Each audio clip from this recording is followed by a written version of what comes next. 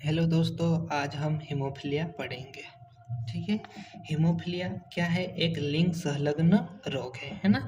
लिंग संलग्न मतलब वो क्या होगा? लिंग गुणसूत्र के साथ जाएगा। लिंग गुणसूत्र कौन कौन से हैं हमारे मानव में? एक एक्स एक्स है और एक एक्स वाई है। एक्स वाई किस में रहते हैं? पुरुष में रहता है। और एक्स एक्स का रहता है फीमेल है। मैंने उदाहरण दिया है ना। एक्स ए का मतलब क्या है कि ये जो महिला है वो क्या है? हीमोफीलिया की वाहक है ना। और ये जो पुरुष है वो क्या है? नॉर्मल है ना। एक ऐसी महिला जो हीमोफीलिया की वाहक है उसकी शादी एक नॉर्मल व्यक्ति के साथ हो जाती है ना। तो जो बच्चे हो सकते हैं, जो बच्चे पैदा होंगे वो किस किस प्रकार के होंगे ये अपन देखेंगे। एक्स वाहक, देखो जो महिला है वो वाहक है मतलब उसमें विषम युग्म की होगा। और ये महिला वाहक है, उसको बीमारी नहीं होगा। क्योंकि ये जो हीमोफीलिया का जो जीन होता है वो कैसा होता है? अप्रभावी जीन होता है। वो कैसा होता है? अप्रभावी जीन होता है ना। अप्रभावी का मतलब ये होता है कि वो केवल समयुग्म की अवस्था में आएगा ना तभी वो बीमारी कर पाएगा, अन्यथा नहीं कर पाएगा। ठीक है। तो एक्स ए का एक ओवम बन सकता है। और दूसरा क्या चांसेस है कि जो ओवम बनेगा उसमें एक, देखो एक जो ओवम बनेगा उसमें क्या चांसेस है? 50% चांस है कि वो नॉर्मल एक्स गुणसूत्र जाएगा। और 50% चांस है कि जो जीन जो जीन में परिवर्तन हुआ है वो वाला जाएगा, है ना। अगर जो ऐसे ही ये मानव में भी जो शुक्राणु बनता है उसमें क्या जो 50% चांस है कि वो एक्स गुणसूत्र जाएगा और 50% चांस है कि वो वाई गुणसूत्र जाएगा, है ना। तो मैंने क्या बोला कि जो माता भी वैसे ही दो प्रकार के ओवम बनाएंगी, एक एक्स ए वाला और एक एक्स वाला। एक्स ए वाला परिवर्तित जीन है। एक्स ए वाला नॉर्मल एक्स के साथ मिलता है तो क्या बनाता है? एक वाहक फीमेल बनती है ना। और यही एक्स ए वाला वाई के साथ बनता है तो कैसा बनता है? हीमोफीलिया वाला पुरुष बनता है, हीमोफीलिया वाला, है ना। और ठीक है, ये हो गया। और दूसरा चांसेस क्या है कि जो एक एक्स नॉर्मल भी था महिला के पास, वही एक्स अगर किसके साथ मिलता है? नॉर्मल एक्स के पुरुष के एक्स वाले गुण स्पर्म के साथ मिलता है तो वो कैसा बनेगा? सामान्य महिला बनेगा। ठीक है। अगर यही जो सामान्य एक्स गुणसूत्र है वो वाई के साथ मिलता है तो क्या बनेगा? सामान्य पुत्र बनेगा। समझ में आया? वैसे अगला अगला मैंने क्या लिया है कि जो महिला है वो क्या है? वो हीमोफीलिया से ग्रसित है। और जो पुरुष है वो नॉर्मल है। मतलब अगर कभी हीमोफीलिया वाली महिला की शादी नॉर्मल इंसान के साथ क्या हो जाए तो क्या होगा, है ना। तो देखते हैं क्या होता है। तो जो हीमोफीलिया वाली जो महिला है वो उसमें दो प्रकार के ओवम बनेंगे क्या? नहीं बनेंगे, क्योंकि दोनों जो एक्स गुणसूत्र है वो दोनों एक्स गुणसूत्र पर जो जीन है जो हीमोफीलिया के लिए जिम्मेदार है उसमें परिवर्तन देखने को मिलता है। दोनों ही ओवम जो बनने के चांसेस है वो दोनों कैसे है? एक्स ए वाले है, एक्स ए वाले। एक्स ए वाले मतलब जो हीमोफीलिया के लिए जिम्मेदार जीन है वो परिवर्तित हो गई है, मतलब वो अभी हीमोफीलिया कराएंगी। ठीक है।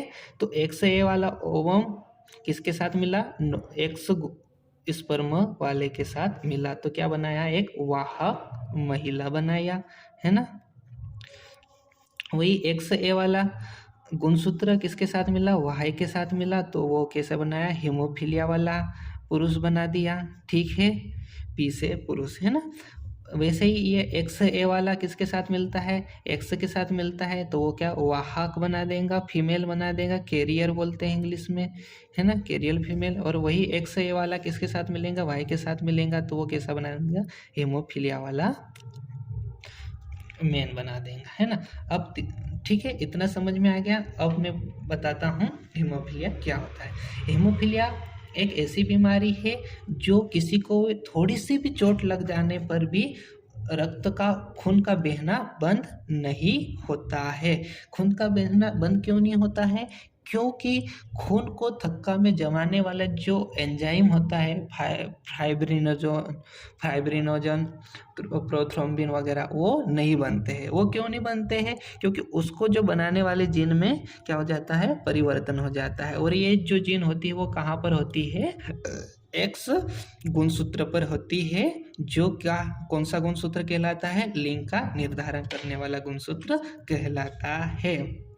ठीक है, हीमोफीलिया। अब एनसीईआरटी पढ़ते हैं। इस लिंग संलग्न रोग का व्यापक अध्ययन हो चुका है ना। इसमें प्रभाव रहित वाहक नारी से नर संतति को रोग का संचार होता है। मतलब जो नारी है उसको बीमारी नहीं है, लेकिन वो वाहक है, तो वो वाहक है तो किसको बीमारी दे सकती है? वो अपने बेटे को दे सकती है। इस रोग में क्या होता है, इस बीमारी में क्या होता है कि रुधिर के थक्का बनाने से जो संबंधित है एकल प्रोटीन है वो प्रभावित होती है। एकल प्रोटीन एक प्रोटीन श्रृंखला का अंश मात्र है ना। एक प्रोटीन होती है तो एक प्रोटीन में बहुत सारी श्रृंखला होती है, तो उसमें से जो एकल प्रोटीन होती है वो प्रभावित होती है। इसके कारण जो आहत व्यक्ति है मतलब जो बीमारी से ग्रसित व्यक्ति है ना, मतलब हीमोफीलिया वाला व्यक्ति है के शरीर की एक छोटी सी चोट से भी रुधिर का निकलना बंद नहीं होता है। अगर सुई भी चुबा देना तो भी वो घंटों तक खून निकलता रहेगा, वो खून का निकलना बंद नहीं होगा, ये बोलना चाहता है ना। और विषम युग्म की नारी क्या होती है? वाहक होती है, और विषम युग्म की नारी को बीमारी नहीं होती है। ठीक है, से यह रोग पुत्रों में जाता है। नारी की रोगग्रस्त होने की संभावना बहुत कम होती है। विरल का मतलब बहुत कम होती है, क्योंकि इस प्रकार की नारी की माता को कम से कम वाहक और पिता को हीमोफीलिया से ग्रस्त होना आवश्यक होता है, और जो अधिक वय तक जीवित नहीं रह पाता। अधिक वय तक मतलब समय तक जीवित नहीं रह पाता। मतलब एक नारी को हीमोफीलिया बीमारी वाला पैदा होने के लिए माता को कैरियर होना चाहिए और पिता को भी बीमारी से ग्रस्त होना चाहिए। पिता को भी बीमारी से ग्रस्त होना चाहिए तो पिता तो ज़्यादा समय तक जिंदा रह नहीं पाएगा। मतलब जिसको भी हीमोफीलिया बीमारी होंगे वो व्यक्ति ज़्यादा समय तक जिंदा नहीं रह पाता है ना। महारानी विक्टोरिया जो कि इंग्लैंड की महारानी थी, वो क्या थी? इस रोग की जो ये बीमारी है हीमोफीलिया उसकी स्वयं वाहक थी। इस कारण से जो भी महारानी विक्टोरिया की वंशावली है उसमें उनके जो अनेक बेटियां थी वो हीमोफीलिया से ग्रस्त थी। आप सभी को हार्दिक शुभकामनाएं।